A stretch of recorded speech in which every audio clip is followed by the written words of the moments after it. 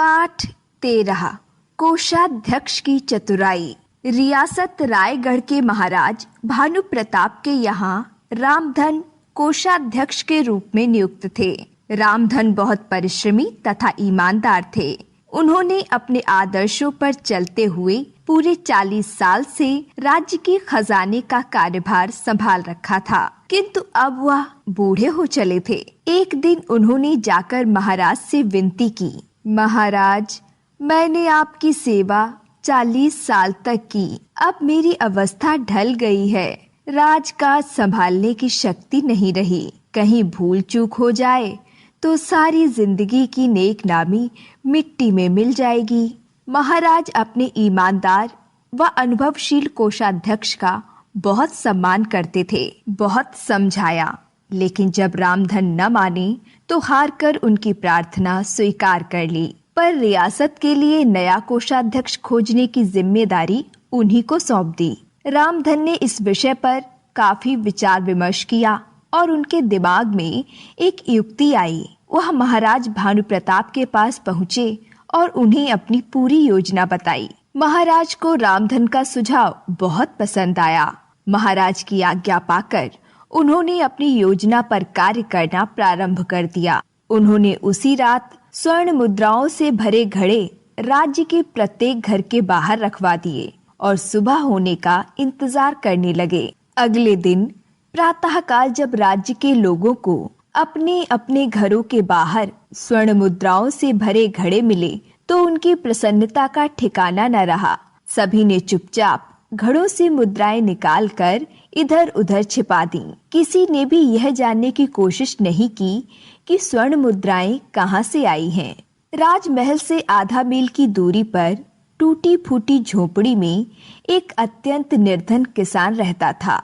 वह और उसका परिवार किसी तरह रूखा सूखा खाकर अपना जीवन व्यतीत कर रहे थे। उस दिन सुबह खेत पर जाने के लिए जब किसान झोपड़ी से बाहर आया तो द्वार पर स्वर्ण मुद्राओं से भरा घड़ा देखकर उसकी आंखें चौंधिया गईं।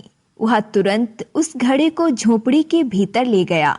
किसान की पत्नी व बच्चे इतना सारा धन देखकर खुशी से नाच उठे। किसान की पत्नी उत्साहित होते हुए बोली, अब हम भी अच्छा खाएंगे, अच्छा पहनेंगे और ठाट बाट से रहेंगे। यह धन हमारे सारे कष्ट दूर कर देगा। अपनी पत्नी की बात सुनकर किसान तुरंत बोला, इस धन पर हमारा कोई अधिकार नहीं है। इसे तो मैं अभी राजमहल जाकर राज्य के खजाने में जमा करा दूंगा, क्योंकि मुफ्त और बेईमानी का धन कभी सुख नहीं देता। वह तो अपने साथ रोग, शोक और पतन लेकर आता है। ईमानदारी और परिश्रम द्वारा की गई कमाई से ही व्यक्ति फलता फूलता है। किसान की बातों से उसकी पत्नी बहुत प्रभावित हुई और ग्लानि भरे स्वर में बोली, क्षमा करना स्वामी, इतना सारा धन देखकर कुछ क्षणों के लिए मेरा मन ललचा गया था, किंतु आपके वचनों ने मेरी आंखें खोल दी। अब आप बिना विलंब किए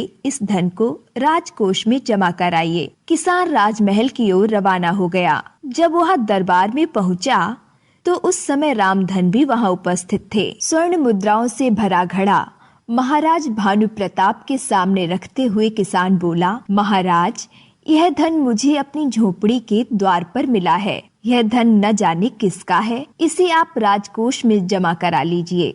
एक साधारण किसान जिसने पैबंद लगे मैले कपड़े पहने थे, निर्धनता जिसकी वेशभूषा व दशा से साफ झलक रही थी, उसके मुख से ऐसे शब्द सुनकर महाराजा भानु प्रताप स्तब्ध रह गए।